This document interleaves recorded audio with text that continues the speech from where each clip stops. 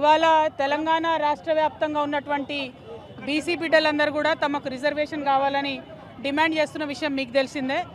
అయితే ఇవాళ ఎవరైతే రిజర్వేషన్లు ఇవ్వాలనో ఆ పార్టీలు కూడా వచ్చి బీసీ బిడ్డలు ఇచ్చినటువంటి బంద్లో పాల్గొంటామని చెప్పడం నిజంగా నవ్వులాటగా అనిపిస్తూ ఉంది.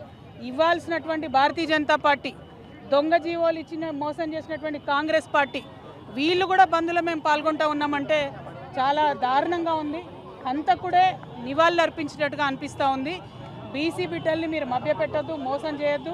మీరు అనేక మార్లు మోసం చేసి ఇప్పుడు కాదు, స్వతంత్రం వచ్చినప్పటి నుంచి అనేక సందర్భాల్లో ఎప్పుడు బీసీల reservation issue ముందొచ్చినా Bharatiya Janata party, Congress party పదే బీసీలను మోసగించారు. ఇంకా కుదరదు. ఇప్పుడు తెలంగాణ బీసీ బిడ్డలు పట్టుబట్టిండ్రు. ఈ తెలంగాణ బీసీ బిడ్డల పంతం దేశవ్యాప్తంగా ఉన్నటువంటి బీసీలకు కూడా లాభం జరిగేటటువంటి అంశం తప్పితే ఇంకోటి కాదు.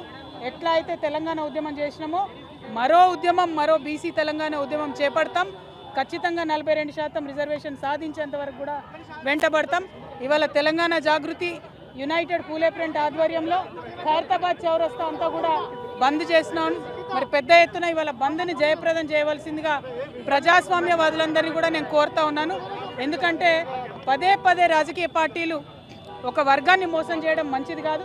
ఈ మోసం ఇవాళ బంద్ చేస్తున్నారు కాబట్టి అందరం కూడా మద్దతు ఇవ్వాలని చెప్పి ప్రజాస్వామ్యవాదులందరినీ కూడా నేను కోరుతా ఉన్నాను. ప్రధానంగా ఒక్కటండి, హైకోర్టులు, సుప్రీంకోర్టులు ఎప్పుడైనా బీసీలకు వ్యతిరేకంగానే తీర్పులు ఇచ్చినాయి. ఎందుకంటే ప్రభుత్వాలు ఆ తీర్పులు అట్లా రాకుండా సాంకేతిక పరమైనటువంటి అంశాల మీద క్లారిటీ ఇవ్వలేదు ఎప్పుడు గవర్నమెంట్స్.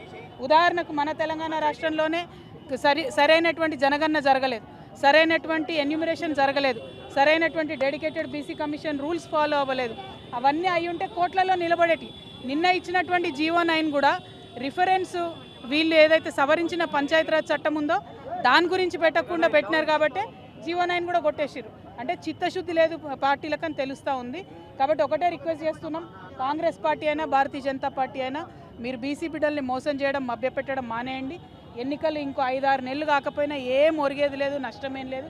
మహారాష్ట్రలో 5 ఏళ్ళు ఎన్నికలు కాలేదు, తమిళనాడులో 10 ఏళ్ళు ఎన్నికలు కాలేదు. అప్పుడే బీసీలకు రిజర్వేషన్లు వచ్చినాయి కాబట్టి ఆ విధంగా ప్రయత్నం చేయాలని చెప్పి మేము కోరుతా ఉన్నాం.